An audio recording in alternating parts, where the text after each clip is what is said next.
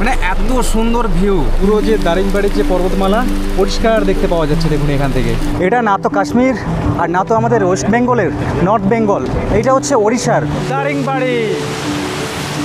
ওড়িশার বুকের ভেতরে লুকিয়ে আছে এক অচেনা তিব্বতীয় স্বর্গ, যার নাম দারিংবাড়ি। পাহাড়ি আঁকাবাঁকা রাস্তা, মেঘে ঢাকা উপত্যকা আর হঠাৎ হঠাৎ করে ঝরে পড়া বৃষ্টির ফোঁটা, এই যাত্রা বারবার ভিজিয়েছে আমাদের। তবুও ছুটেছি, থেমেছি, আবারও ছুটেছি। কেন একে বলা হয় উড়িষ্যার কাশ্মীর জানেন কি? উত্তর লুকিয়ে রয়েছে এই বৃষ্টি ভেজা পাহাড়েরই কোলে। শালপাতায় দেশি চিকেনের আহার, ঘোরাফেরা, উফ! দুরাত্রি 3 দিনের এত সুন্দর মুহূর্ত কভার করেছি, যার কোনোটাই বাদ দিতে মন চায়নি। তাই গল্পটা একটু লম্বা হয়েছে, কিন্তু যদি থাকে কানে হেডফোন আর যদি চোখ আটকে যায় মোবাইলের 6 ইঞ্চি স্ক্রিনে, তাহলেই হারিয়ে যেতে পারবেন আজকের দারিংবাড়ির ঠান্ডা ভেজা গল্পের ম্যাগাজিনে।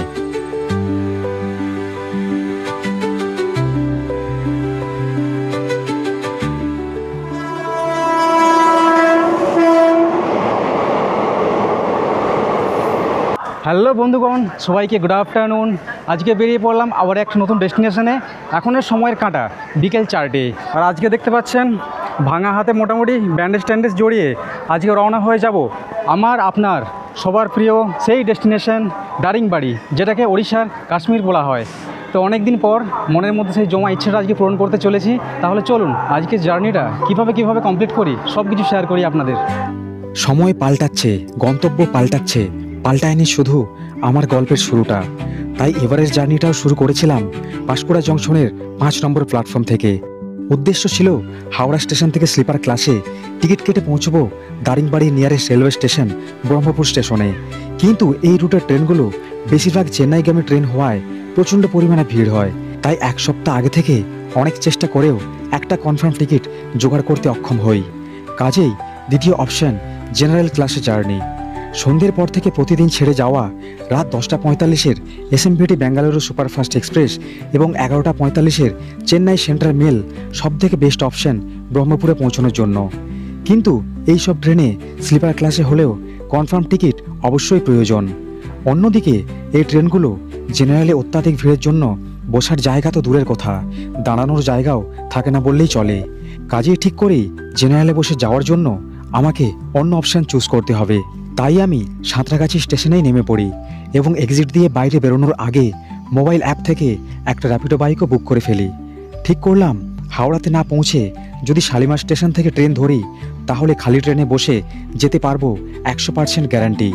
আপনারা যদি হাওড়া থেকে শালিমার আসতে চান তাহলে হাওড়া ব্রিজের সামনে থেকেই বাসে করে মাত্র 15 টাকা খরচ করে 20 মিনিটের মধ্যে পৌঁছে যেতে পারবেন শালিমার রেলওয়ে স্টেশনে। ঘড়ির কাঁটায় 6:28। শালিমার স্টেশনে পৌঁছেই লাগেজ স্ক্যানার মেশিনে ব্যাগ চেকিং করেই ডান দিকে টিকিট কাউন্টারের দিকে পৌঁছালাম। কিছু রুটের ট্রেন জার্নিতে মোবাইলের ইউটিএস অ্যাপ থেকে টিকিট কাটা যায় না, তাই স্টেশনের মেশিন থেকেই সরাসরি শালিমার টু ব্রহ্মপুর পর্যন্ত 195 টাকায় একটা টিকিট কেটে ফেলি। এইবারে বলি আমি এখান থেকে কোন ট্রেনে কিভাবে এবং কেন জার্নি করছি। এই ট্রেনের নাম 18409 পুরী জগন্নাথ এক্সপ্রেস। এই ট্রেন শালিমার থেকে ছাড়ার সময় একদম ফাঁকা থাকে, কাজেই সিট পাওয়া নিয়ে কোনো সমস্যাই হবে না। দ্বিতীয়ত এই ট্রেন থেকে নেমে পরবর্তী যে ট্রেন ধরে ব্রহ্মপুরে পৌঁছবো সেটাতেও সিট পাওয়া যায় একদমই গ্যারান্টি। ঠিক সন্ধ্যে 6:57 আমি রওনা হয়ে যাই শালিমার থেকে ভুবনেশ্বর রেলওয়ে স্টেশনের দিকে, যেখান থেকে দ্বিতীয় ট্রেন ছাড়ে ব্রহ্মপুর পর্যন্ত। এইবার অনেকেই বলবেন এই ট্রেনের পরবর্তী স্টেশন সাঁতরাগাছি জাংশন, তাহলে সাঁতরাগাছি থেকে না ওঠে এখান থেকে কেন? আসল কথা, শালিমার থেকে 80% সিট ফুল হয়ে যায়, তাই সাঁতরাগাছি থেকে সিট পাওয়ার রিস্ক নিলাম না। তার কারণ প্রায় সারাটা রাত অনেকগুলো ঘন্টা জার্নি করতে হবে।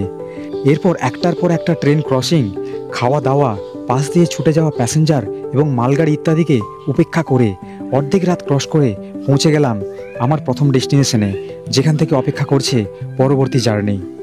এখন ঘড়ি কাটায় বাজে ভোর 4:17। আর এখন আমি দাঁড়িয়ে আছি ভুবনেশ্বর জংশনে। এইটা হচ্ছে আমাদের প্রথম ডেস্টিনেশন। এখান থেকে নেমে এখান থেকে প্রশান্তি এক্সপ্রেস বলে একটা এক্সপ্রেস চলে। যারা হাওড়া কিংবা সাঁতরাগাছি থেকে যারা টিকিট পাচ্ছেন না একদম, তো এই অপশানটা তাদের জন্য। মানে ট্যুর বুক করা আছে কিন্তু পৌঁছতে হবে। কিন্তু তবে একটা জিনিস সত্যি কথা, সেটা হচ্ছে রাতের ঘুম কিন্তু হবে না একদম। স্টেশন থেকে নিয়েছিলাম নুডলস, কিন্তু নুডলসের অবস্থা খুবই শোচনীয়। সপ্তাহের প্রতিদিন ভোর 5:40 এই প্রশান্তি এক্সপ্রেসে মাত্র 2 ঘন্টা 5 মিনিটে পৌঁছানো সম্ভব ব্রহ্মপুর রেলওয়ে স্টেশন। স্টেশন ছেড়ে রওনা হওয়ার 20-30 মিনিট পর থেকে পুরো মাহলটাই যেন পাল্টে গেল। চারিদিকে এখন কুয়াশায় ভিজে গেছে মাঠ ঘাট, এমনকি ভিজে গেছি ট্রেনের গেটের সামনে দাঁড়িয়ে থাকা আমিও। কুয়াশা কেটে রোদের দেখা যখন পেলাম, তখন ক্রস দিতে চলেছি সেই ইরাবতী মিষ্টি দানবদের বৃহৎ লবণ জলাশয়ের পৃথিবী বিখ্যাত হ্রদ চিল্কাকে। এখন আমরা পার করছি খালিকোট বলে একটা স্টেশন আছে। তো এই জায়গা পার করার পর সেই দীর্ঘ প্রতীক্ষিত সেই যে জায়গা, আমাদের মানে ওড়িশা ভারতবর্ষ তথা পুরো এশিয়া মহাদেশের মধ্যে সর্ববৃহৎ যে লেগুন আছে লেক, সেই চিলিকা, মনে হচ্ছে মানে অন্য কোনো রাজ্যে আছি, ওড়িশায় আছি বলে এটা হচ্ছে মনেই হচ্ছে না। চারিদিকে পাহাড় দেখছেন, বেষ্টন করে রেখেছে। আমরা এখন ক্রস করছি একদম এই লেকের পাশ বরাবর এই ট্রেন লাইন দিয়ে। আজকের এই জার্নি কিছুটা শ্রীলঙ্কার কোস্টাল রেলওয়ে লাইনের জার্নির মতো অনুভব দেয়, কিছুটা সমুদ্রের তীর দিয়ে গা ঘেঁষে এগিয়ে যাওয়ার মতো। একদিকে মনে হবে সমুদ্র, আরেকদিকে মনে হবে পাহাড়, আবার কোথাও কোথাও সমুদ্রের মধ্যেই দাঁড়িয়ে রয়েছে পাহাড়। এমনটাই মনে হবে প্রথমবার এই রুটে আমার মতো যারা জার্নি করবেন। যাই হোক, এখানে বেশি ভাবুক হলে কাজ নেই, কারণ সামনের কটা দিন আমাদের জন্য অপেক্ষা করছে অন্য কিছুই।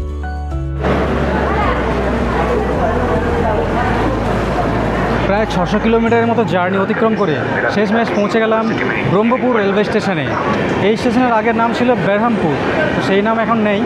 তো এখন চলুন স্টেশনের বাইরে বেরোনো যাক। এই স্টেশন থেকে বাইরে বেরোনোর যে রাস্তাটা, সেটা হচ্ছে 1 নম্বর প্ল্যাটফর্মের দিক থেকে। স্টেশনের বাইরে বেরিয়ে চলে আসলাম, আর বাইরে জায়গাটা দেখছেন বেশ কিন্তু বড় সড়ো, অনেক গাড়ি পার্কিংয়ের সব জায়গা আছে এখানে। ওই দিক থেকে সব টোটো অটো, আর এখানে সব 4 হুইলারগুলো সব দাঁড়িয়ে আছে। তো আজকে আমরা এখান থেকে শুরু করছি আজকে আমাদের দারিংবাড়ি পর্ব। আজকে আমরা 2 রাত্রি 3 দিনে দারিংবাড়িটা ঘুরে দেখব। আর ইচ্ছে আছে দারিংবাড়ির যতগুলো জায়গা আছে ভালো ভালো স্পট যেগুলো, সেইগুলোকে পুরো চষে ফেলার। তো চলুন কীভাবে যাচ্ছি এখান থেকে, কত খরচ হয়। আর আজকে এই দারিংবাড়ির শেষে কিন্তু আরেকটা ট্যুর আমরা করছি, যেটা হচ্ছে গোপালপুর সি বিচ, এবং তার সাথে যে গোপালপুরের যে যত জায়গা আছে টুরিস্টের জায়গা, সেই জায়গাগুলো ঘুরে দেখবো আমরা। কিন্তু সেটা এই দারিংবাড়ির সঙ্গে আমি জড়াচ্ছি না। এই দারিংবাড়ির ভিডিওতে শুধু থাকবে দারিংবাড়ি নিয়ে ইনফরমেশন, কত খরচা হচ্ছে, কতটা সময় লাগছে, কি দেখছি আমরা, এইসব কিছু। আর পরের পর্বে থাকছে গোপালপুর সি বিচ। এই স্টেশন থেকে সবথেকে ভালো উপায়, যদি দারিংবাড়ি যেতে চান তাহলে একটা গাড়ি রিজার্ভে নিয়ে নিলে যত ভালো ভালো জায়গাগুলো আছে সেই জায়গাগুলো পুরোপুরি মানে কভার করে আবার বাড়িতে ফিরতে পারবেন। তো আজকে আমরা যার সাথে যাচ্ছি সেটা হচ্ছে সত্যদার সঙ্গে আজকে যে 2 রাত্রি 3 দিনের যে দারিংবাড়ি ট্যুর প্ল্যান আছে, আর তার সাথে আজকে আমরা এখানে এসে গোপালপুরটা মানে ভ্রমণ করবো ওর সাথে। মানে টোটাল আমাদের হচ্ছে 3 রাত্রি 4 দিন। ঠিক বলছি তো দাদা?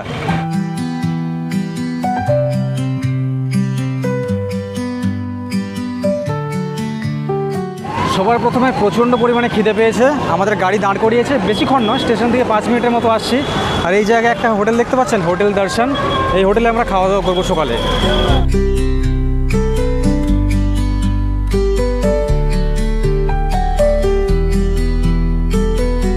আজকে সকালে ব্রেকফাস্টে আমরা খাচ্ছি ধোসা, তার সাথে এখানে সাম্বার আছে, তার সাথে সবজি, মানে সাউথ ইন্ডিয়ান খাবার আর কি। এখানে খাবার দাবার নাকি বলছে খুব সুন্দর,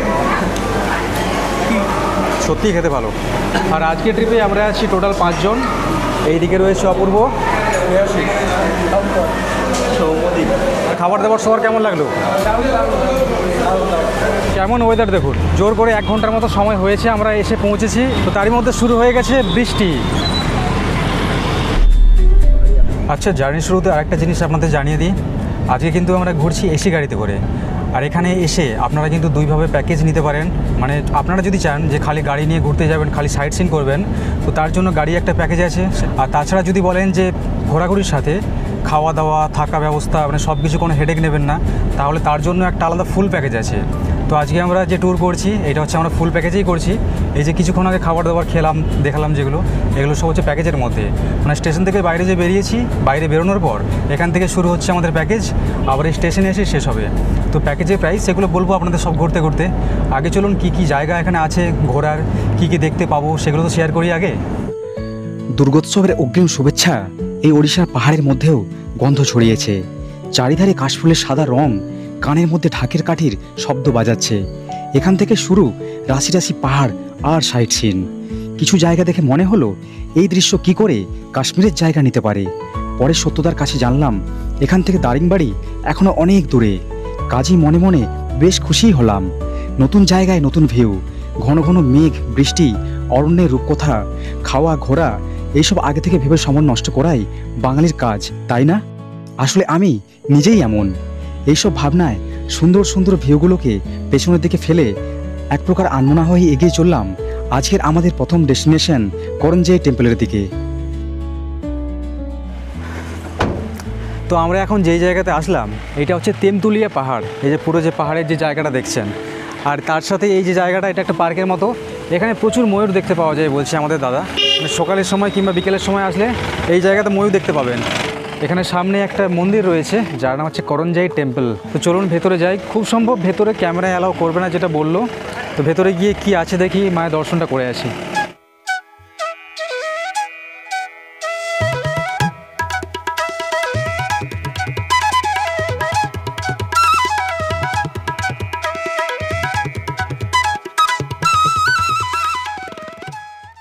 তো আমাদের সত্যদা আমাদেরকে এখানের চাষ হয়, এটা হচ্ছে সুইট কর্ন, মানে এখানের লোকাল। এখানে রাস্তা ধারে দেখলাম বিক্রি হচ্ছে, তো অনেকগুলো কিনেছে, তো আমাদেরকে হচ্ছে খেতে দিয়েছে। আমি একটা খেয়ে দেখলাম, মানে কয়েকটা দানা, প্রচণ্ড মিষ্টি, এতটাই মিষ্টি একে আলাদা করে সেদ্ধ করা কিংবা কোনো কিছু লাগানোর কোনো দরকার নেই, এমনি কাঁচাই খাওয়া যায়। আচ্ছা দাদা, এখানে যে ঘুরতেছে তাকেই খাওয়া এটা নাকি? বেশ দারুণ জিনিস একটা কিন্তু এটা। মা করঞ্জাই টেম্পলটা আমরা যখন ভিজিট করে বাইরে বেরিয়ে আসছিলাম, তখন বাইরে বেরিয়ে আমরা ময়ূর দেখলাম কয়েকটা, একটা দুটো, বেশ মানে সুন্দর দৃশ্য। এই এত রোদের মধ্যেও ময়ূর দেখতে পাওয়া, এটা কিন্তু মানে ভাগ্যে থাকলে তবে দেখতে পাওয়া যায়। আর আমরা প্রায় 30 কিলোমিটার অতিক্রম করে আমরা পৌঁছেছিলাম করঞ্জাই টেম্পলে। এরপরে প্রায় আবার 40 কিলোমিটারের মতো আমরা ডিস্টেন্স কভার করে পৌঁছবো কুন্টেশ্বরী মন্দিরে, খুন্টেশ্বরী, এই যে লেখা রয়েছে। তারপরে পাশে একটা সোরাডা ড্যাম বলে একটা ড্যাম আছে, ওটাও দেখে নেবো। মানে ওটা একই জায়গাতে, একটা জায়গাতে নেমে দুটো জায়গায় দর্শন করা যাবে। ওড়িশাতে যে এসে এত পাহাড় দেখতে পাবো সেটা কিন্তু কল্পনা করতে পারিনি। আর দারিংবাড়িতে যাওয়ার আগেই এখান থেকে মোটামুটি পাহাড় দেখা পুরো শুরু। আর দারিংবাড়িতে এখনের যে ওয়েদার, যেহেতু এখন গরমের সময়, বলছে মানে 25 ডিগ্রি, মানে যেটা আমরা নর্থ বেঙ্গলে গেলে আমরা দেখতে পাই, সেই ওয়েদারটা এখানে এসে দেখতে পাবো, এটা কিন্তু মানে কল্পনা করতে পারছি না। আর আমাদের গাড়ির মধ্যে রাত জাগা ঘুমের ছায়া নেমে চলে এসেছে, দেখতে পাচ্ছেন। এই যে একজন ঘুমোচ্ছে পেছনে, এখানে আরেকজন ঘুমোচ্ছে, সবাই এখন ঘুমে ব্যস্ত। রাতে সত্যি বলছি, জেনারেলে ট্রাভেল করছি তো ঘুম এতটুকুও হয়নি। যত সামনের দিকে এগোচ্ছি চারিদিকে পাহাড়ি সবুজ উপত্যকা, পাশ দিয়ে অনবরত সরে যাচ্ছে ছোট্ট বড় পাহাড়গুলো।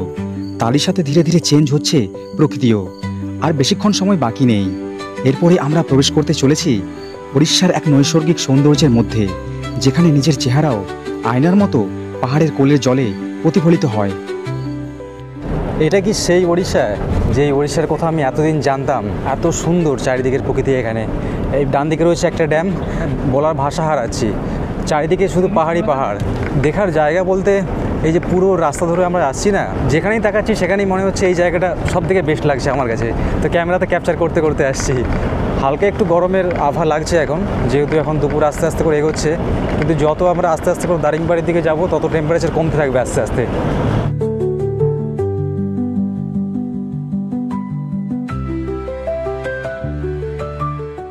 এই ড্যামের নাম সোরাদা ড্যাম, খুবই অসম্ভব সুন্দর জায়গা একটা। এটাকে মানে কি নাম দেবো? যদি এখানে শিকার রাইডের জন্য কয়েকটা যদি বোর্ড যদি দিয়ে দেওয়া হয় না, তাহলে এটাকেই মিনি ডাল লেক নামে মানে সবাই চিনবে। সত্যি খুবই সুন্দর জায়গা, দূরে পাহাড়ের ভিউ, তার সাথে মেঘের দেখুন কত সুন্দর ভিউ। পরে একটা রয়েছে মন্দির, যেই মন্দিরে আমরা এখন যেতে চলেছি। এই মন্দিরের নাম হচ্ছে সিদ্ধেশ্বর টেম্পল। আর যে খুন্টেশ্বরী টেম্পল যেটা বলছিলাম, সেটা এই মন্দিরের নিচে। তো ওই মন্দিরটাও ভিজিট করব। মন্দিরের সাথে এখানে রয়েছে একটা ওয়াচ টাওয়ার, যে ওয়াচ টাওয়ার একদম ওপরে উঠলে ওই যে নিচে লেকটা দেখছিলাম, ওই লেক সহ পুরো পাহাড়ের যে ভিউ পুরোটা দেখতে পাওয়া যায়, মানে একসাথে পুরোটা কভার করতে পারা যাবে এই জায়গা থেকেই।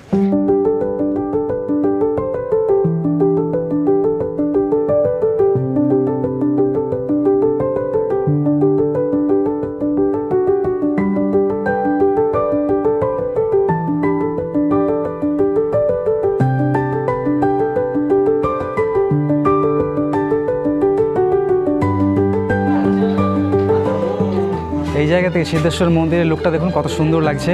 আর তার সাথে আশেপাশে যে পাহাড়গুলো আছে, তার সাথে লেকচা আছে, 360 ডিগ্রি অ্যাঙ্গেলের ভিউ এখান থেকে খুব সুন্দর দেখায়।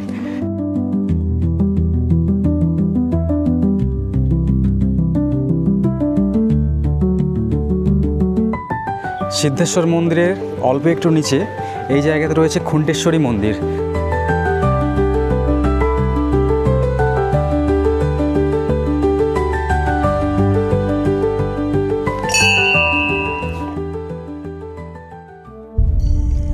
খুন্টেশ্বরী মন্দির দর্শন করে আবারও বেরিয়ে পড়লাম পরবর্তী গন্তব্যের উদ্দেশ্যে। এখন শুধু চারিদিকে শুধু পাহাড় নয়, এখন সাদা মেঘের দলও এসে হাতছানি দিতে শুরু করেছে।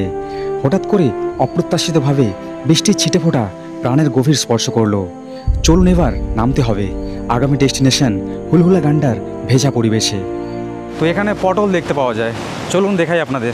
এই যে দেখছেন ছোট ছোট সব গর্তগুলো, এইরকম মানে এখানে পুরো ভরা, মানে যেহেতু এখন হচ্ছে বর্ষার মানে শেষের দিকে প্রায় বললে চলে, তো এখন এখানে অতিরিক্ত জলের জন্য সেগুলো কিন্তু দেখতে পাওয়া যাচ্ছে না। এই যে হুলহুলা শব্দের অর্থ, এইটা আমাদের ড্রাইভার দাদা বলছিল নাকি ওই যে বিয়ে বাড়িতে কি উলু দেয় না কী দেয়, তো সেইটা হচ্ছে হুলহুলা। আর গন্ডা হচ্ছে ছোটো ছোটো গর্ত আছে এখানে অনেক। তো এখানে যখন বর্ষার জল যখন এই গর্তের মধ্যে দিয়ে যখন যায় না, যেমন এখন যাচ্ছে, তো তখন ওই কিছুটা বিয়ে বাড়ির যে একটা হুলের যে শব্দ সেরকম টাইপের শুনতে লাগে, যার জন্য এরকম নাম দেওয়া হয়েছে।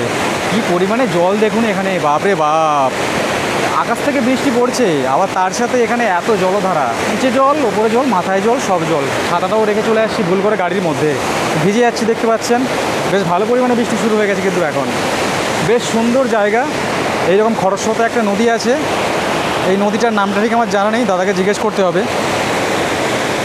আগের ট্রিপে দেবকুণ্ডে ঘুরতে গিয়ে যে অবস্থা করে আসছি, ক্যামেরা লেন্স ভেঙে শরীরের অবস্থা খারাপ করে, যার চিহ্ন এখনও রয়েছে আমার হাতের মধ্যে। তো চাই না বেকার বেকার বেশি রিস্ক নিতে গিয়ে আবার কিছু একটা দুর্ঘটনা ঘটুক।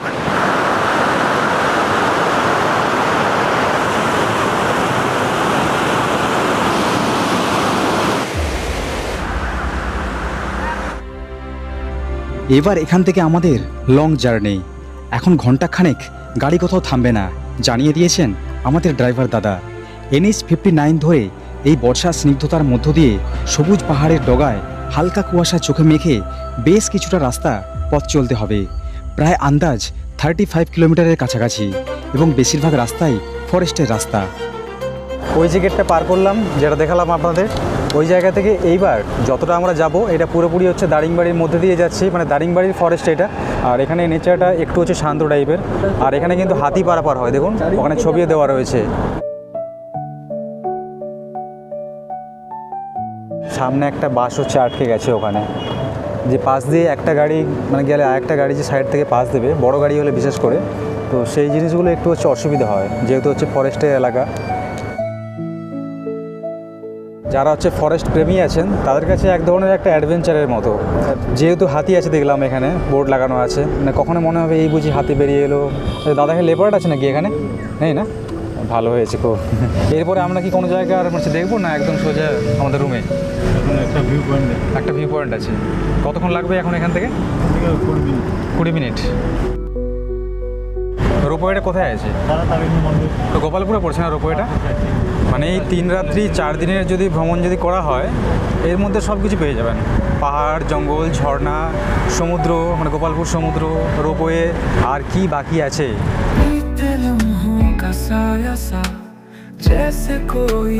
আবার দেখছি 2-1 পশলা করে আবার বৃষ্টি শুরু হয়ে গেছে। আর এখান থেকে সত্যিকারেরই একটা ওয়েদার চেঞ্জ হয়ে গেছে। এতক্ষণ আমাদের গাড়ির মধ্যে এসি চলছিল, তো এসি বন্ধ করে দেওয়া হয়েছে, দেখতে পাচ্ছেন এইভাবে উইন্ডো খুলে দেওয়া হয়েছে।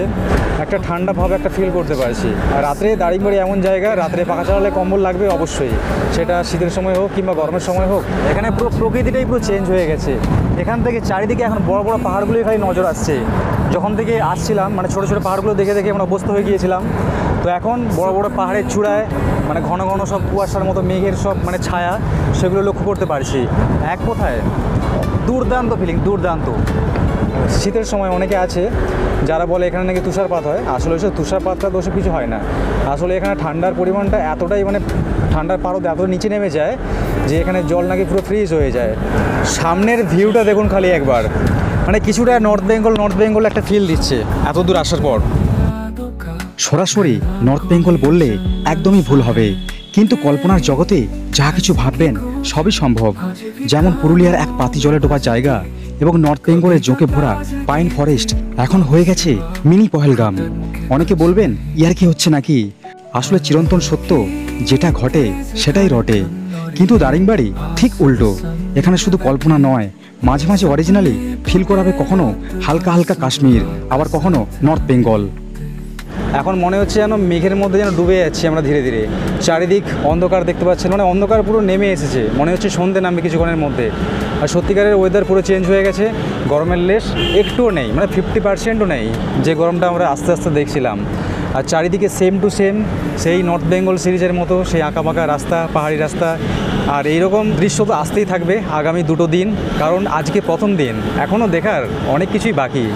सुनो सावन की कहानी पुरानी। দেখুন কেমন পরিস্থিতি, আমরা এখন চলে এসেছি ভিউ পয়েন্টে। ভিউ মানে এত সুন্দর ভিউ, এমনিতে যেটা ভালো লাগতো সেটা বৃষ্টি হয়ে দ্বিগুণ বেড়ে গেছে, দ্বিগুণ। মানে ছাতা নিয়ে নিচে নামার কোনো প্রয়োজন নেই, গাড়ির মধ্যে বসেই এইরকম পুরো ভিউ দেখুন দেখতে পাচ্ছি। পুরো যে দারিংবাড়ির যে পর্বতমালা পরিষ্কার দেখতে পাওয়া যাচ্ছে দেখুন এখান থেকে। আমরা কোন দিক থেকে এক্স্যাক্ট হচ্ছে আসছিলাম সেটা ভুলে গেছি। দূরে ওই দিকের পাহাড়ে কিন্তু বৃষ্টি কিন্তু হচ্ছে না, বৃষ্টি হচ্ছে এই দিকের এই যে পাহাড়গুলো দেখতে পাচ্ছেন এই দিকটাতে, কারণ ওই দিকে মেঘ একদমই নেই। মজা করতে গিয়ে পুরো ভিজে গেছি একদম। মানে প্রকৃতি আমাদের বলছে যে কাল থেকে অনেক হয়েছে, রাতে হচ্ছে ঘুমোস নেই, তো আর বেশি ভিউ দেখে আজকে লাভ নেই। ঘোরার চিন্তা মাথা থেকে বেরোতেই এইবারে পেটের ছুঁচোটার কথা মনে পড়ল। বৃষ্টির জলে গা ভিজিয়ে খিদের পরিমাণটা এখন দ্বিগুণ বেড়েছে। দিনের শেষ বিকেলটুকু এই ভেজা ফরেস্টের মনোরম পরিবেশে শ্বাস নিয়ে দারিংবাড়ির মেন রোডে প্রবেশ করেই সবাই মিলে হামলে পড়লাম আমাদের বাসস্থানের সামনেই এক খাবারের হোটেলে। ঠিক করলাম রুমে ঢোকা পরে হবে, আগে হবে পেট পুজো। Dazzle family restaurant. পাঁচমিশালি ভাজা, রায়তা, নাম না জানা এক সবজি, ডাল এবং কষা পোলট্রির মাংস এবং লেবু পেঁয়াজের স্যালাডের সাথে এক থালা গরম ভাত চেটেপুটে খেয়েই পৌঁছালাম আমাদের হোটেলের সামনে। খাওয়া দাওয়া করে আমরা চলে আসলাম এই জায়গাতে। আজকে আমরা এই হোটেলে রাত্রেবেলা স্টে করছি। হোটেলের নাম হোটেল পদ্মা অ্যান্ড লজ। এইটা হচ্ছে এই হোটেলের রিসেপশন। এখান থেকে আমরা আধার কার্ড দিয়ে চেক ইন করে নিয়েছি। এখানে কিন্তু আধার কার্ড এটা কিন্তু মাস্ট, যতজন আসবেন প্রত্যেকের কিন্তু আধার কার্ড সঙ্গে করে নিয়ে আসবেন, এই জিনিসটা হচ্ছে বলার ছিল। চলুন তাহলে আপনাদেরকে রুমটা একটু দেখিয়ে দিই, কোন রুমটা হচ্ছে আমাদের দিয়েছে। আর তার আগে ব্যালকনি থেকে বাইরের ভিউটা দেখাচ্ছি, সেটা একটু দেখুন কত সুন্দর। দেখুন দারিংবাড়ির যত পাহাড়ের চূড়াগুলো দেখতে পাচ্ছেন সব দেখা যাচ্ছে এখান থেকে সব। এই দেখুন চারিদিকে পুরো পাহাড়ি পাহাড়। বাইরে দেখছেন এখন ঝমাঝম এখন বৃষ্টি শুরু হয়ে গেছে। চলুন রুম টুরটা করিয়ে দিই। আমাদের 604 নম্বর রুমটা দিয়েছে। এই হচ্ছে রুমের ভেতরটা। একটা বড় সাইজে বেড আছে, তার সাথে 2টো বালিশ। আর যেহেতু এখানে শীত গ্রীষ্ম যখন আসবেন সবসময় কিন্তু ঠান্ডা, সেই জন্য রাত্রের জন্য 2টো কম্বল দিয়েছে। আর তার সাথে এখানে 2টো চেয়ার আছে, টি টেবিল আছে, কাঁচের গ্লাস দেওয়া আছে, এলইডি টিভি আছে, সেটটপ বক্স আছে। এখানে রয়েছে একটা ওয়ার্ড্রপ যেখানে অনেক কিছু রাখা যাবে, ভেতরটা দেখেছিলাম। আর এখানে রয়েছে রুমের ভেতরেই একটা মিরর, আর তার সাথে অ্যাটাচ বাথরুম। সামনে বেসিন, এখানে একটা আয়না। আর এই দেখুন বাথরুমের ভেতরটা, ওয়াও কত সুন্দর দেখুন, একদম চৌকো বাথরুমটা। আর বেশ অনেকটাই স্পেস আছে। এখানে গিজার নেই কিন্তু শাওয়ারের ব্যবস্থা আছে।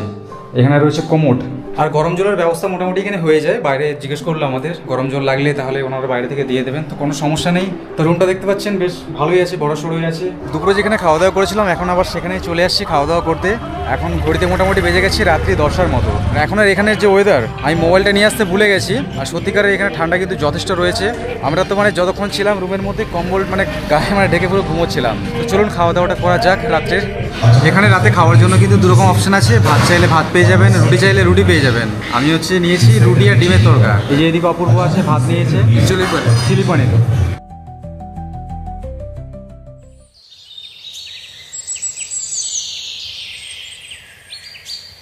সবাইকে very very good morning from Daringbadi.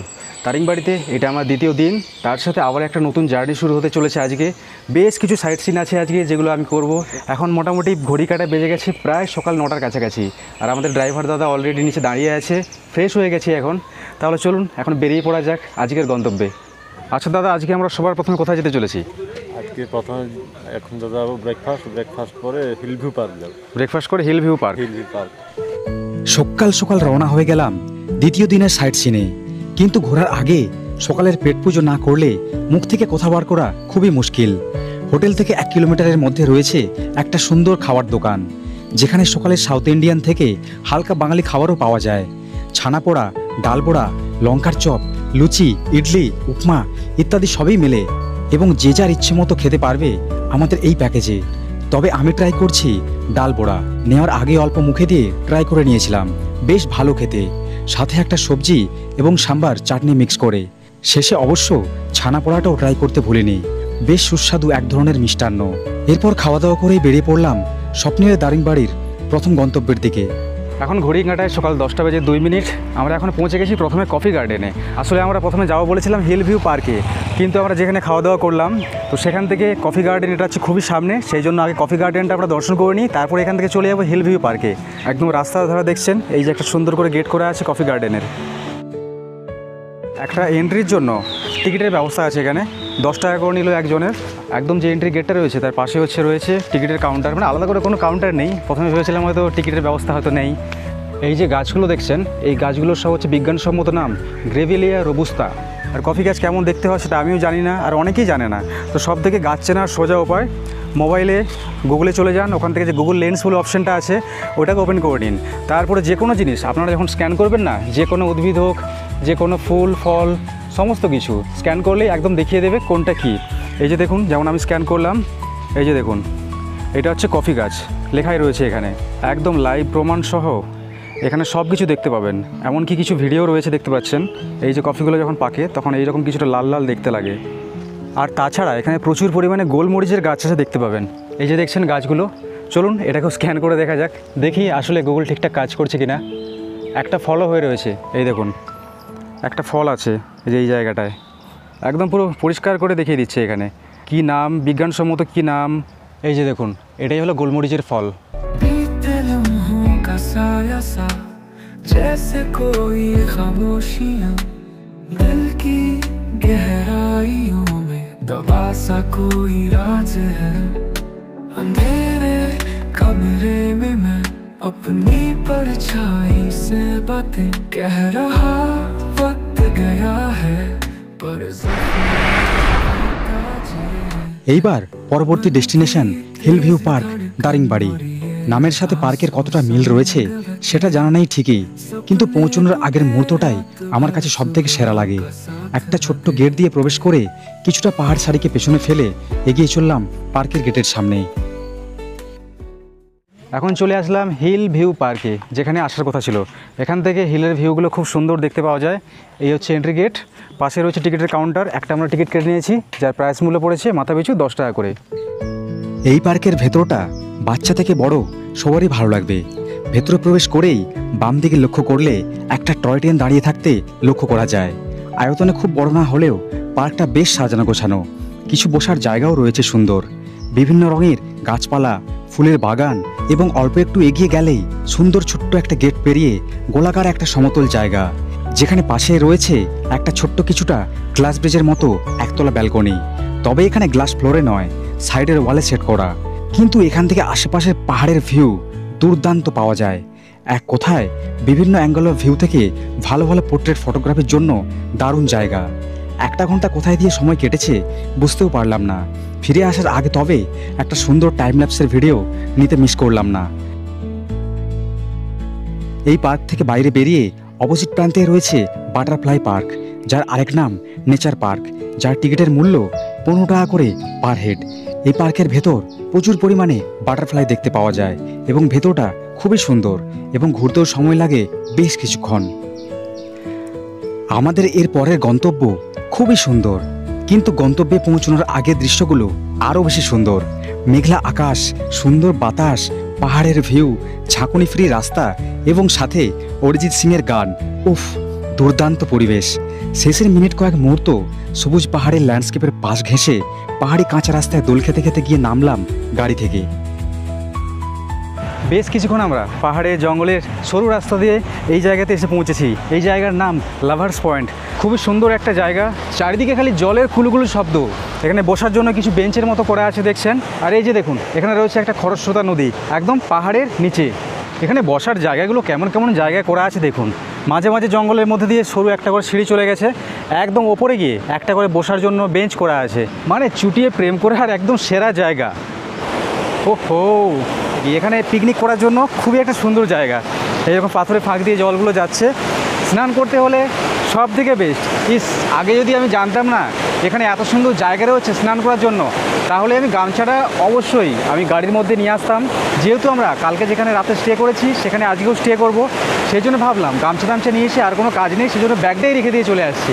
খালি ক্যামেরার গ্যাজেটস, ক্যামেরার ব্যাটারি এইসবই নিয়ে আসছি, আর কিচ্ছু নেই আমার কাছে। প্রচণ্ড পরিমাণে মিস করছি।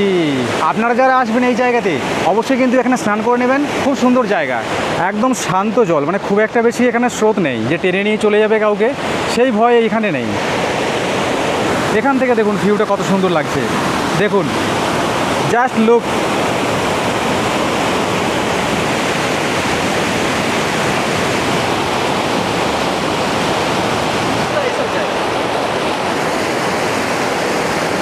সঙ্গে ছাতা না নিয়ে আসলে ঘুরে মজা নেই কোনো জায়গাতেই।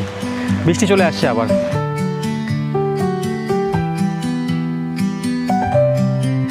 মিনিট 10-15 হয়েছে, বেশিক্ষণ সময় লাগেনি। এখন আমরা চলে এসেছি ইমু পার্কের সামনে। এখানে রয়েছে টিকিটের ব্যবস্থা 10 করে।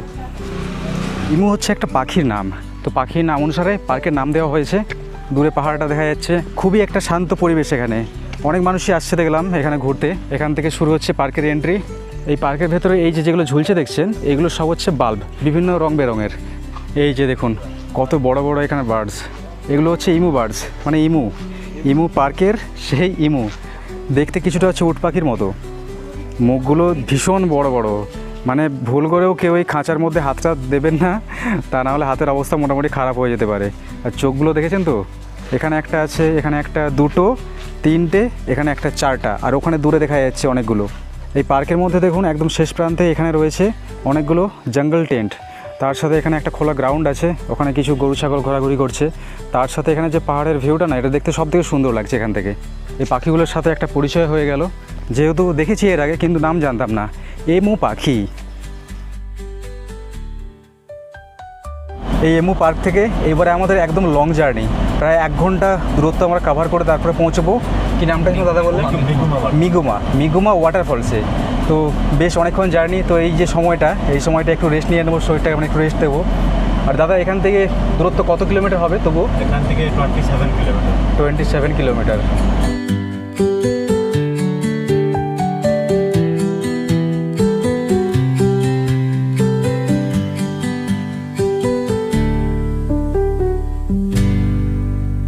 এখন আমরা যেই জায়গা দিয়ে ক্রস করছি, এই পুরো ফরেস্টটা পড়ছে রাইকিয়া ফরেস্টের মধ্যে।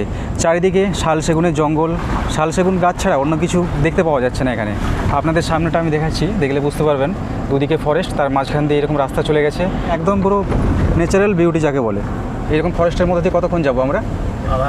আধা ঘন্টা এইভাবে ফরেস্টের মধ্যে দিয়ে। এখানে ফরেস্টে কোনো জীবজন্তু নেই তো এখানে? আগে ছিল। আচ্ছা, এখানে হাতি দেখা যায় না শুনেছিলাম এক সময়? হাতি আগে দেখা যেত। আগে দেখা যেত, ও নিচে আছে তো, তো এত উঁচে তো হাতি আসতে পারে না। আচ্ছা, হ্যাঁ সেটাও ঠিক। 30 মিনিটের এই রাইকিয়া ফরেস্টের মধ্যে দিয়ে যাওয়ার অভিজ্ঞতা একদম সেরা ছিল। কিছু জায়গায় জঙ্গল এতই ঘন যে দিনের বেলায় অন্ধকার নামলো বলে, আবার কখনো গাছের ফাঁক দিয়ে উকি দিয়ে চলে যাচ্ছে পাহাড়ের চূড়াগুলো। মেঘলা ওয়েদারে আমরা যেন পাখির মতো আস্তানা খুঁজে বেড়াচ্ছিলাম পাহাড় পানে তাকিয়ে। কিছু দূর এগোতেই একটা সিঙ্গেল পাহাড় চূড়া গল্পের আমেজটাই পাল্টে দিল।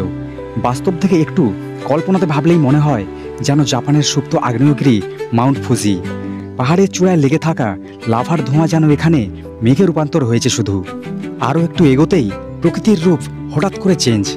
এইবার আমার কাছে স্পষ্ট হলো কেন ওড়িশার দারিংবাড়িকে কাশ্মীর ভ্যালি অফ ওড়িশা বলা হয়।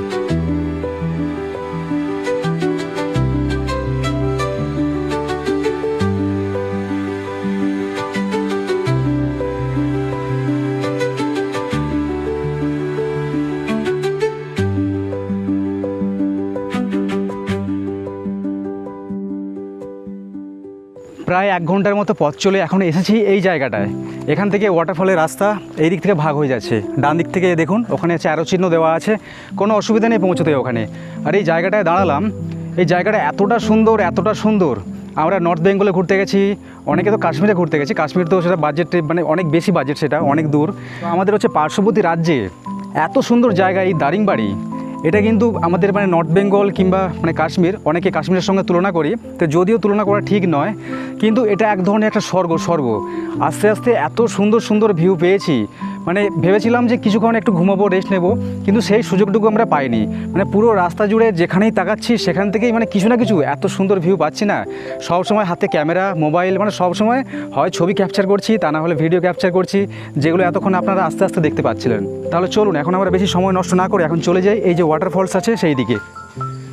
এটাই হচ্ছে মিগুমা ওয়াটারফলে যাওয়ার এন্ট্রি গেট। বাম দিকে দেখতে পাবেন এখানে টিকিটের কাউন্টার রয়েছে, যেখানে একজনের টিকিটের মূল্য 10 টাকা করে। আর এখানে লাঠি আছে দেখতে পাচ্ছেন, যারা লাঠি নিয়ে যেতে চান এখান থেকে, যারা বয়স্ক তারা এখান থেকে যেতে পারেন। আর এইরকম সরু রাস্তা, এই রাস্তা দিয়ে প্রায় 400 মিটারের মতো আমাদের যেতে হবে নিচে, ওখানে রয়েছে মিগুমা ওয়াটারফলস।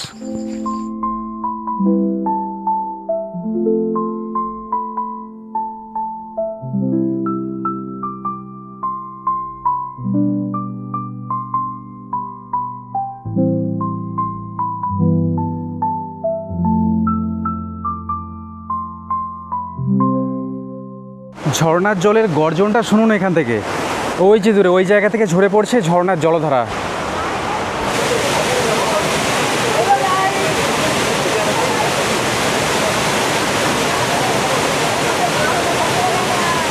ভীষণ জলের স্রোত, বাপরে বাপ। আর এত উঁচু থেকে জলটা এই জায়গাতে পড়ছে আছাড় খেয়ে, মানে কান পাতা দুধ দেয় এত আওয়াজ। এখানে দেখছেন অনেক মানুষ কিন্তু গেছে, এই জায়গাতে যাওয়াও যায়। এই জায়গা দিয়ে খুব সম্ভব সবাই গিয়েছে এই জায়গাতে। আর এই জায়গার আশেপাশে চারিদিকে যে প্রকৃতি সেটা একবার দেখিয়ে দিই। চারিদিকেই পাহাড়, মানে কোন জায়গা দিয়ে আমরা আসছি নিচে থেকে আমরা এখন দিশা করতে পারছি না। এই রাস্তা ধরে আমরা নামছি।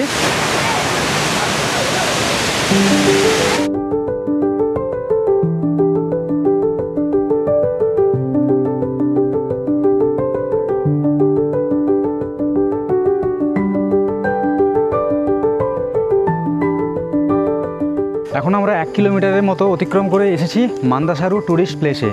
এখান থেকে খুব সুন্দর সুন্দর ভিউ দেখা যায়। এখানে অনেকগুলো ওয়াচ টাওয়ার আছে, এই একটা ওয়াচ টাওয়ার আছে এখানে, পাশে ওখানে আরেকটা জায়গা আছে যেখান থেকে পুরো পাহাড় টাহাড় এখান থেকে দেখা যায়, মানে দারিংবাড়ির পাহাড়গুলো। ঘড়ি কাটায় বাজে দুপুর 3:56, বিকেল হয়ে গেছে। এটা হচ্ছে ডাইনিং, এখানেই হবে আজকে দুপুরের আমাদের খাওয়া দাওয়া। শেষমেশ খাওয়া দাওয়া করতে বসেই গেছি। আর এখানে একটা ইন্টারেস্টিং জিনিস, কোনো প্লেট ব্যবহার করা হচ্ছে না, সব হচ্ছে শালপাতার প্লেট। খাবারে দিয়েছি ভাত, ফ্রেঞ্চ ফ্রাই, তার সাথে ছোট ছোট পাঁপড়, এখানে রয়েছে একটা মিক্সড সবজি চচ্চড়ি টাইপের কিছু একটা, এখানে একটা ভাজা রয়েছে বিনস আলু দিয়ে। আর এই জায়গাতে রয়েছে শালপাতার বাটিতে করে লাল লাল করে একদম দেশি মুরগির মাংস। তো এই জিনিসটা অন্যান্য জায়গায় আমি কোনোদিনও খাইনি আজ পর্যন্ত, এটা আমার কাছে একটা প্রথম এক্সপিরিয়েন্স। আর শালপাতার একটা যে গন্ধ আছে না, গন্ধে মানে খাবারের স্বাদ মনে হচ্ছে মানে একটু হলেও না আলাদা হবেই হবে। মানে কাঠ দিয়ে রান্না, কাঠ, আচ্ছা আচ্ছা আচ্ছা, পুরো রান্নাটা বলছে নাকি কাঠ পুড়িয়ে হয়েছে, মানে ওই যে গ্যাস, চুলা, ওভেন এইসবের ইউজ নেই এখানে। এই হচ্ছে দেশি মুরগির মাংস। দেশি মুরগি এর আগেও খেয়েছি, কিন্তু এই টেস্ট একটু ডিফারেন্ট আছে। আর যেহেতু খাবারের সঙ্গে মানে শালপাতার ছোঁয়া আছে, যেহেতু খাবারের স্বাদ দ্বিগুণ বাড়িয়ে দিয়েছে। আমাদের যে দাদা আছে সেই সব কিছু আগে থেকে ফোন করে মোটামুটি অ্যারেঞ্জমেন্ট করে রেখেছিল এখানে, সেই জন্য আমরা এখন এই সময় এসে মানে বিকেল 4টার সময় এসে খাবারটা পাচ্ছি। তা না হলে এমনিতে যারা এখানে ঘুরতে আসে তারা কিন্তু এই খাবার দাবার আগে থেকে না জানিয়ে রাখলে কিন্তু পায় না। একদম তরকারি ঝাল রয়েছে, বাকি সব ঠিকই আছে, আর মাংসটা খেতে খুব সুন্দর হয়েছে। এখনো অবধি খাইনি, বাট যেটা ইউনিক লাগলো সেটা হচ্ছে শালপাতায় যেরকম লোকাল স্টাইলে খাবার দিচ্ছে ওটা বেশি। আর এই যে জায়গাটা দেখছেন এইটা হচ্ছে সেই যে ওয়াচ টাওয়ারটা দেখালাম যেখানে খাচ্ছিলাম, ওর পাশে সেই ওয়াচ টাওয়ারের ওপরে চলে আসছি। এই জায়গা থেকে দেখুন লোকটা দেখুন, পাহাড়ের চূড়া তো দেখতেই পাওয়া যাচ্ছে না, মানে এত মেঘ কুয়াশায় ঢেকে রয়েছে, ওপরটা জুম করলেও দেখা যাবে না আর এমনিতেও দেখা যাবে না। ভাবছি যদি ওপরে যেতে পারতাম খুব ভালো হতো, কিন্তু ওপরে যাওয়ার তো অপশন থাকে না। ওখানে গেলে ছবি হয়ে যাবে। হ্যাঁ সে ঠিক, খুব রিস্কি জায়গা, গাইড ছাড়া এইসব জায়গায় যাওয়া যায় না। আর পাহাড়ের চূড়ার দিকে তাকালে না সেই কিছুটা, সেই পারশনাথ গিয়েছিলাম সে তার কিছুটা ফিল পাচ্ছি। চারিদিক মেঘে পুরো ঢেকে রয়েছে, পাহাড় দূর থেকে সুন্দর দেখায়, ওপরে চলে গেলে নিচটা তো ভালো তো দেখায় ঠিকই, কিন্তু সেই ফিলটা হচ্ছে পাওয়া যায় না যেটা নিচে থেকে দেখে আমরা পাই। তো এরপরে এখান থেকে সোজা আমরা চলে যাব প্রায় 1.5 ঘন্টার মতো দূরত্ব, হচ্ছে সানসেট পয়েন্ট। অনেকে আপনারা এসেছেন তো ওই সানসেট পয়েন্ট থেকে সানসেট দেখা যায়। তো আজকের ওয়েদারটা দেখতে পাচ্ছেন কিছুটা মেঘলা আছে, দেখতে পাবো কিনা সেটা জানি না। পাবো কি পাবো না সেটা না হয় পরবর্তী স্পটে পৌঁছেই দেখা যাবে। খাঁটি বাঙালিরা কি করে একটু বলি, টাকা দিয়ে কোনো কিছুর প্যাকেজ কিনলে তাতে যত খাবারই থাক না কেন, সবগুলো খাবার না খেলে পয়সা জলে। বেঁচে থাকা খাবারটা পর্যন্ত প্যাকেটে করে বাড়ি নিয়ে এসে যতক্ষণ না বলা হয় গিন্নি রাতের রান্নাটা করতে হবে না, ঠিক ততক্ষণ টাকাটা উসুল হয় না। এটা তো আবার টাকা দিয়ে উড়ে বেড়ানো, মানে টাকা উড়িয়ে ঘুরে বেড়ানো, এটা তো ছাড়াই যাবে না। যাই হোক, এটা মজার ছলে বললাম, এটাই আমার আজকের জন্য শেষ ডেস্টিনেশন। অবশেষে পৌঁছে গেলাম আজকের শেষ আমাদের দর্শনীয় স্থান। আর এটা একটা মন্দির, আর তার সাথে এটা হচ্ছে সানসেট পয়েন্ট। এই জায়গা থেকে সানসেট একদম পরিষ্কার দেখা যায়, খুব সুন্দর লাগে। কিন্তু আজকের ওয়েদার দেখতে পাচ্ছেন, বৃষ্টি হয়েছিল কিছুক্ষণ আগে, তো তার জন্য চারিদিক পুরো কুয়াশা, মেঘে পুরো একদম সাদা। মানে আমরা খালি চোখে যে জিনিসটা পরিষ্কার দেখতে পাচ্ছি না, সেই জিনিসটা ক্যামেরাতে দেখানো তো একদমই অসম্ভব। আর এখানে পাশে একটা দেখুন বজরংবলীর একটা মন্দির রয়েছে, খুব সুন্দর একটা হচ্ছে মার্বেল পাথরের মন্দির। ওখানে একটা ফ্ল্যাগ উড়ছে, আর তার সাথে ওপরে দর্শন মিলছে চাঁদ মামার। এটা হচ্ছে বিকেলের শেষ সময় আমাদের।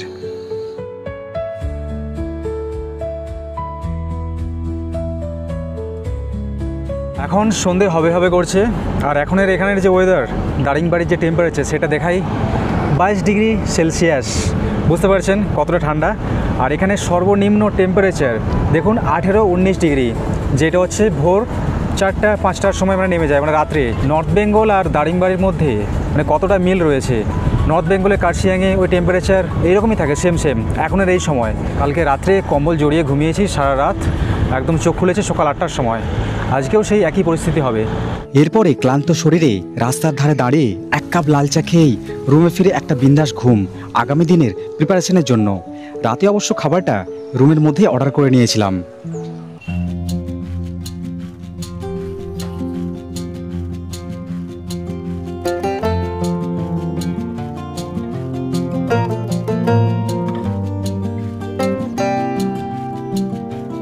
সবাইকে very good morning from Daringbadi. আজকে ডে 3, আজকে আমাদের শেষ দিন। 2 রাত্রি 3 দিনের ভ্রমণ আজকে হচ্ছে শেষ হবে।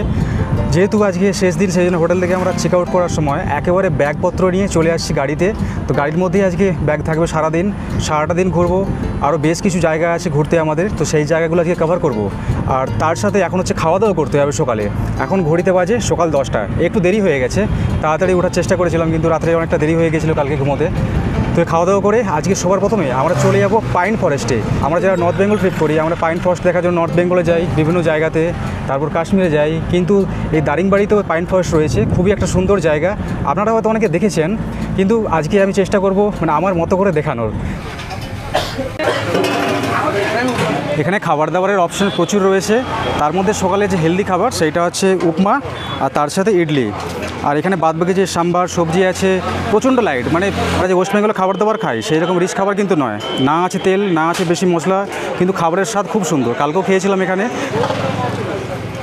সুজি সিমুই টিমুই দিয়ে বানিয়েছে, দারুণ লাগছে।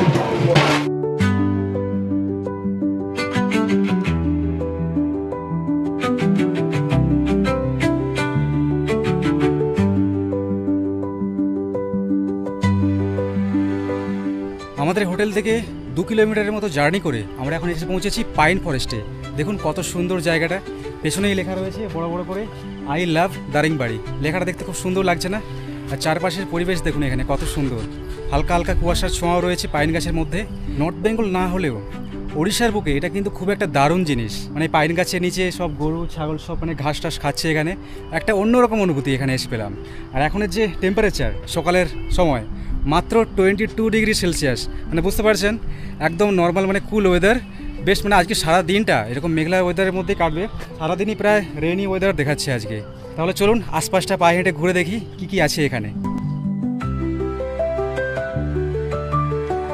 কারণে অকারণে আমরা গুড মর্নিং কথাটা সবাই ব্যবহার করি, কিন্তু এই মর্নিংটাতে যেন নিজেকেই নিজে বলতে ইচ্ছে করছে ভেরি গুড মর্নিং।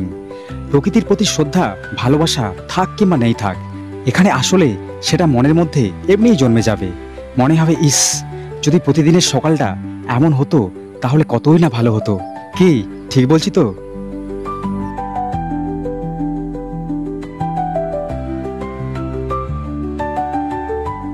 এই পাইন ফরেস্টের পাশেই একটা নদী আছে, এই নদীর নাম বলছে দাদা দুলুরি নদী। দুলুরি, এতখানি কঠিন নামগুলো বুঝতে পারি না। খুবই খরস্রোতা নদী দেখছেন, নিচে দিয়ে একটা মানে গেটের মতো করা আছে, এখান থেকে জলগুলো সব বার হচ্ছে, এদিক থেকে বেরিয়ে যাচ্ছে। এখানে আসার কারণ আমরা আসার সময় একটা নদী পার করে আসলাম, ছোট্ট একটা ব্রিজ ছিল, তারপরে এই পাইন ফরেস্ট।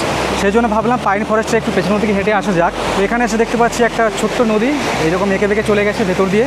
আপনাদের লোকেশনটা দেখাই, ওখানে রয়েছে আমাদের গাড়ি দাঁড়িয়ে আছে। আমরা জাস্ট বেশিক্ষণ না 2 মিনিটের মতো পায়ে হেঁটে এই জায়গাটা আসছি। আর এই জায়গাতে রয়েছে এই দুলুরি নদী। जैसे कोई खामोशियां दिल की गहराइयों में दबा सा कोई राज है। এরপর আর কি বিদায় দিলাম পাইন সুন্দরীকে। এইবার সুন্দর সরল রাস্তা ধরে প্রাণ ভরে নিঃশ্বাস নিয়ে চলতে লাগলাম সবুজ ছাড়িয়ে পাহাড় পানে তাকিয়ে সত্যিকারের ন্যাচারাল বিউটির দিকে। কিন্তু পাহাড় যেন পিছু ছাড়তেই চাইছে না, প্রত্যেকটা মুহূর্তের মোড়ে নতুন রূপে ধরা দিতে চাইছে এই বিউটি কুইন অফ দার্জিলিং থুরি দারিংবাড়ি। এভাবেই চলতে চলতে গিয়ে পৌঁছালাম আজকের দ্বিতীয় গন্তব্যে। এখন আমরা চলে আসলাম রেনবো ওয়াটারফলসের সামনাসামনি। পেছনে আমাদের গাড়ি এখানে পার্ক করেছে, আর এখানে আশেপাশের পরিবেশ এত সুন্দর, এত সুন্দর, চারিদিকে শুধু পাহাড়ই আর পাহাড়। এখান থেকে পুরো যে দারিংবাড়ির যে পাহাড়ের চূড়াগুলো পরিষ্কার দেখা যায়।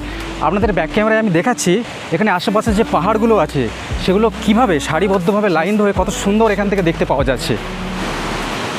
দুর্ধর্ষ অভিজ্ঞতা, দুর্ধর্ষ। এইরকম ছোট্ট একটা ঝর্ণা আছে, ঝর্ণার জলটা পার করে আমাদের যেতে হবে ওইদিকে, মানে রেনবো ওয়াটারফলস। প্রথমে ভাবছিলাম এটা, কিন্তু এটা না, অল্প কিছুটা এগিয়ে যেতে হবে জঙ্গলের মধ্যে দিয়ে। কেমন ভয়ঙ্কর সুন্দর লোকেশন দেখুন। নিচে রয়েছে গভীর গিরিখাত যেখান থেকে ঝর্ণার জলধারার আওয়াজ আসছে, আর রাস্তাটা চলে গেছে এই দিক থেকে এই দিক দিয়ে।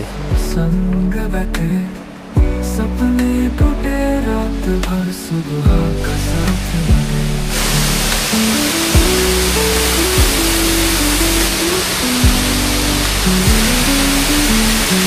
এই ওয়াটারফলসের একটা বিশেষত্ব রয়েছে, রেনবো কখন দেখতে পাবেন? যখন হালকা মেঘলা ওয়েদারের মধ্যে থেকে সূর্যমামা মানে তার কিরণটা ফেলবে এই জল এবং নিচের যে পাথরটা দেখতে পাচ্ছেন এই পাথরের ওপর, তখন একটা রেনবো লক্ষ্য করতে পারবেন এখানে। একদম মেঘলার সময় আসলে, মেঘলা দিনে, তাহলে কিন্তু রেনবো দেখতে পাবেন না। এখানে আপনারা যখন নিচে যাবেন তখন মনে হবে রেনবোটা একদম এই ঝর্ণার ওপর থেকে রাউন্ড করে দেখতে পাচ্ছেন আপনারা।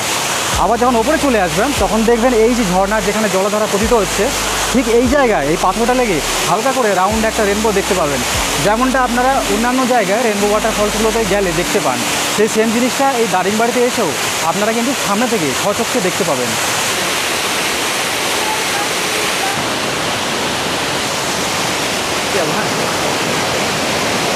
রেনবো ওয়াটারফলসের ঠিক কিছুটা পাশে আমরা এই জায়গায় আসছি। এখানে রয়েছে একটা ঝর্ণা, তার সাথে এই ঝর্ণার পাশে একটা রয়েছে প্রাচীন গুহা, যেখানে আগে একসময় বাঘ, সিংহ এইসব থাকতো, যেটা এখানে স্থানীয় মানুষজনেরা বলছে। তবে এখন এইসব থাকে না, এখানে কোনো ভয় নেই। এখান থেকেই পর্বটা চেঞ্জ হতে চলেছে। এরপরে যতগুলো সাইট সিন আছে একটার পর একটা দেখতে দেখতে আমরা ধীরে ধীরে চলে যেতে থাকবো দারিংবাড়ির থেকে অনেক দূরে। কিন্তু এখান থেকে মন খারাপ করলে একদমই চলবে না, কারণ এরপরের বেশ কিছু সুন্দর সুন্দর ভিউ অপেক্ষা করছে শুধু আমাদেরই জন্য, যেগুলো না দেখলে দারিংবাড়ি ভ্রমণ অধুরাই থেকে যাবে। এখান থেকে দেখুন হিলের ভিউগুলো কত সুন্দর লাগছে, সত্যি জায়গাটা খুবই অসাধারণ। এইদিকে দূরে দেখতে পাওয়া যাচ্ছে দারিংবাড়ির শহর, এই যে দূরে পাহাড়টা, এই পাহাড়ের একদম পেছনে ভাগে। আর আমরা এই যে জায়গা দিয়ে আসছি না, এটাও দারিংবাড়ির মধ্যেই পড়ছে, কিন্তু এই জায়গাটার নাম পাঙ্গালি ভ্যালি হিলটপ ভিউ পয়েন্ট। নিচের জঙ্গলে পাহাড়ের যে ওই ঝিঝি পোকার ডাক আছে না, সেটা কিন্তু এখান থেকে কানে শুনতে পাচ্ছি। এরপর অপেক্ষা করছে ব্যাক টু ব্যাক বেশ কিছু ওয়াটারফল। তার মধ্যে প্রথমে চলে গেলাম মৃদুবান্দা ওয়াটারফলে। গাড়ির রাস্তা যেখানে থেমেছে সেখান থেকে বেশ কয়েক ধাপ সিঁড়ি নিচে গিয়ে পৌঁছে গেছে এই ওয়াটারফলের সামনে। আর সামনে গিয়ে যেটা দেখলাম সেটা মুখে প্রকাশ নাই করলাম। এটা ঠিক কোন জায়গার ফিল দিচ্ছে সেটা না হয় আপনারাই কমেন্টে জানান।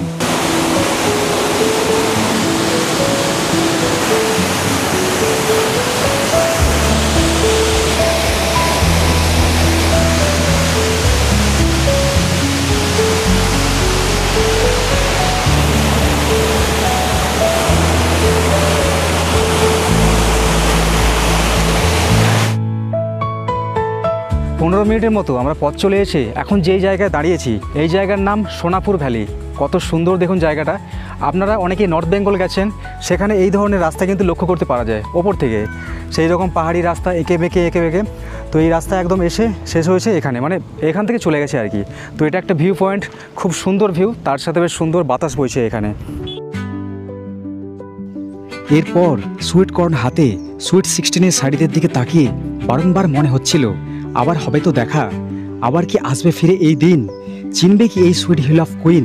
কিছুক্ষণ পরেই ভাবনায় পড়লো ছিটে ফোটা, মুষলধারায় বর্ষার রানী ভিজিয়ে দিল পুরো মনটাকেই। এই ফাঁকে নজর গেল নাক ডেকে ঘুমানো টিমের দিকে। মনে হয় এই ওয়েদারে অন্যরকম রোমান্টিকতায় শরীর দুর্বল, তবে বেশি গভীরে ঢুকে লাভ নেই। এখন পেটে ছুঁচো বলছে খাবার দাও, না হলে আরেকটা সাইট সিন। এইবারের ডেস্টিনেশন আমাদের কাছে খুবই একটা ইন্টারেস্টিং, কারণ মুষলধারায় শুরু হয়ে গেছে বৃষ্টি। তার মধ্যে এরকম ছাতা ধরে যাচ্ছি আমরা ব্রাহ্মণী দেই ওয়াটারফলের দিকে। নামটা একটু আজীব, ব্রাহ্মণী দেই, দেই না দেবী, কনফিউশন আছি। আর যাওয়াকালীন রাস্তার অবস্থা দেখুন, খালি জল নামছে, বৃষ্টির জল। মানে যত পাহাড়ে বৃষ্টি হচ্ছে এরকম নালার মধ্যে দিয়ে মানে রাস্তা এখন নালা হয়ে গেছে।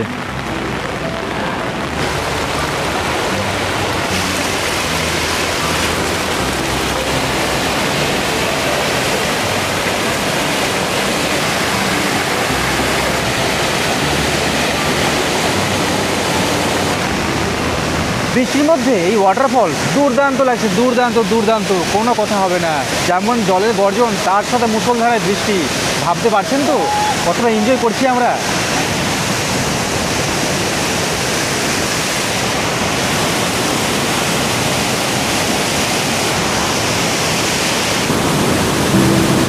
বৃষ্টির কারণে বেলা এগিয়ে চলেছে, ঘড়ি না দেখলে বোঝার উপায় নেই।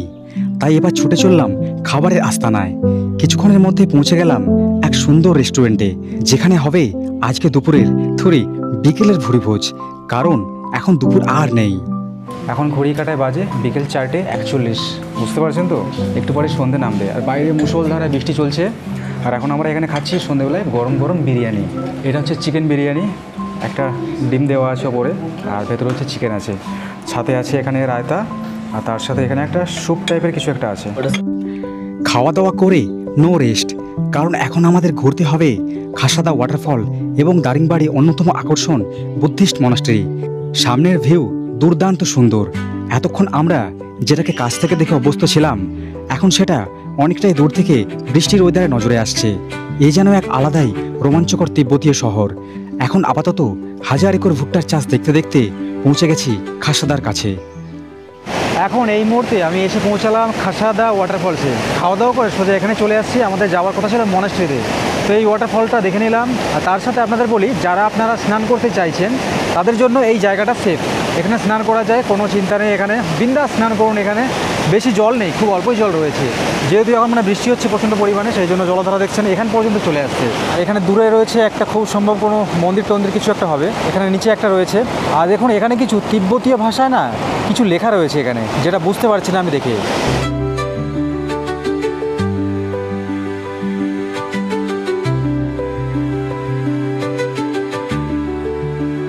এখন আমরা চলে এসেছি মনাস্ট্রির সামনে। আর এই জায়গাটা হচ্ছে জিরাঙ্গা মনাস্ট্রি বলে সবাই, কিন্তু এই যে মনাস্ট্রি আছে এর একটা আলাদা নাম রয়েছে। দেখুন, পদ্মা সম্ভবা মহাবিহারা।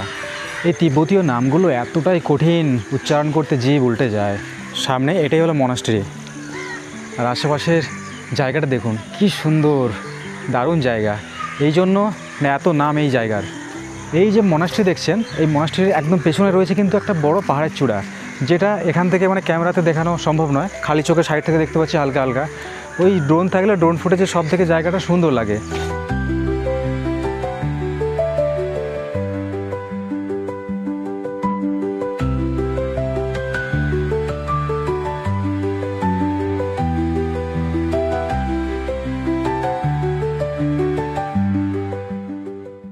এখন ঘড়ি কাটায় বাজলো সন্ধে 6:39।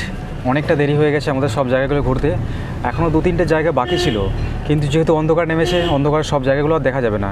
তো একটা কি তপ্তপানি কি একটা আছে বললো, যেখানে উষ্ণ প্রস্রবণ না কি একটা আছে, তো ওটা রোড সাইডে পড়ে, ওটা হচ্ছে দেখে নেবো। ব্লগিংয়ে কী হয়, বিভিন্ন জায়গায় শ্যুট নিতে হয়, যার জন্য দেরি হয়ে গেছে। তো এই জিনিসগুলো বাদবাকি যারা আসে তাদের সময় কিন্তু হয় না সচরাচর। এখন নেমে পড়লাম এইরকম একটা জায়গাতে, রাতের অন্ধকার, এখন ইলেকট্রিক চলে গেছে খুব সম্ভব। এখানে পাশে লেখা রয়েছে দেখুন, তপ্তপানি হট স্প্রিং। যেমন আমাদের হচ্ছে বক্রেশ্বরে আছে আমাদের পশ্চিমবঙ্গে, সেই রকম এখানে একটা উষ্ণ প্রস্রবণ রয়েছে। এখানের জলটা হচ্ছে প্রচণ্ড গরম। একটু যদি বেলা থাকতে আসতে পারতাম, সন্ধ্যে একটু আগে, তাহলে দেখাতে পারতাম ভালো করে। খালি চোখে দেখতে পাচ্ছি, কিন্তু ক্যামেরায় আসছে না ভালোভাবে। কত ধোঁয়া উঠছে এখান থেকে। এই জায়গার জল কিন্তু মারাত্মক পরিমাণে গরম। আর কত কি খরচা হয়েছে সেটা দেখুন, দাদাকে আমি জিজ্ঞেস করেছিলাম। একটা ছোট্ট ফুটেজ নিয়েছিলাম বিকেলে, জানি যে সন্ধ্যেবেলায় অসুবিধা হবে জিজ্ঞেস করতে। তো সেটা দেখুন এখন আমি দিয়ে দিচ্ছি স্ক্রিনে, আপনারা দেখে শুনে নিন। আচ্ছা, এইবার আপনাদের এখানের যে খরচটা, এই যে আমরা 2 রাত্রি 3 দিন দারিংবাড়ি, তার সাথে যে গোপালপুর যে আমরা ট্যুর করছি এই দাদার সাথে, সত্যদা, তো সত্যদা একটু বলে দাও যে খরচটা কত পড়বে থাকা খাওয়া নিয়ে, তার সাথে কেউ যদি বলে যে গাড়ি আলাদা করে নেবে, তার জন্য খরচ হলে কত পড়বে? অনলি গাড়ি নেবে তো আমি হোয়াটসঅ্যাপে দিয়ে দেবো। টেনশন নেই। আর প্যাকেজ নিলে মাথা পিছু 7-8 জন হলে 5 থেকে 5,500 মধ্যে আসবে 3 রাত 4 দিন, থাকা খাওয়া ঘোরা সব মিলিয়ে। অনলি গাড়ি নেবে তো 3 রাত 4 দিন, 2 রাত 3 দিন, সবাই ওই রেট আমি হোয়াটসঅ্যাপে দিয়ে দিচ্ছি। মানে বেশি মানুষ আসলে সেখানে বাজেটটা হচ্ছে কম পড়ে যাবে। হ্যাঁ 5 থেকে 5.5-এর মধ্যেই থাকবে। হ্যাঁ 7-8 জন হলে 5 থেকে 5.5, তার 12 জন 15 জনের একটু রেট কম হয়ে যাবে। আচ্ছা আচ্ছা, দাদার নাম্বার হচ্ছে দিয়ে দেবো ডেসক্রিপশনে, ফোন করে জিজ্ঞেস করে নেবেন। আর যত কম জন আসবেন সেক্ষেত্রে কিন্তু খরচটা একটু বেশি পড়বে, সেটা দাদাকে ফোন করে জিজ্ঞেস করে নেবেন এখানে আসার আগে। এরপর আমরা রাত্রিতে গিয়ে পৌঁছালাম গোপালপুর সি বিচে। গোপালপুরে গিয়ে কোথায় থাকলাম, কোথায় ঘুরলাম, সব কিছুই পরের পর্বে আসতে চলেছে, সেটাও খুবই শীঘ্রই। কিছু ক্লিপ দিলাম আপনাদের জন্য। সবাই ভালো থাকবেন, সুস্থ থাকবেন, আবার দেখা হচ্ছে খুব শীঘ্রই।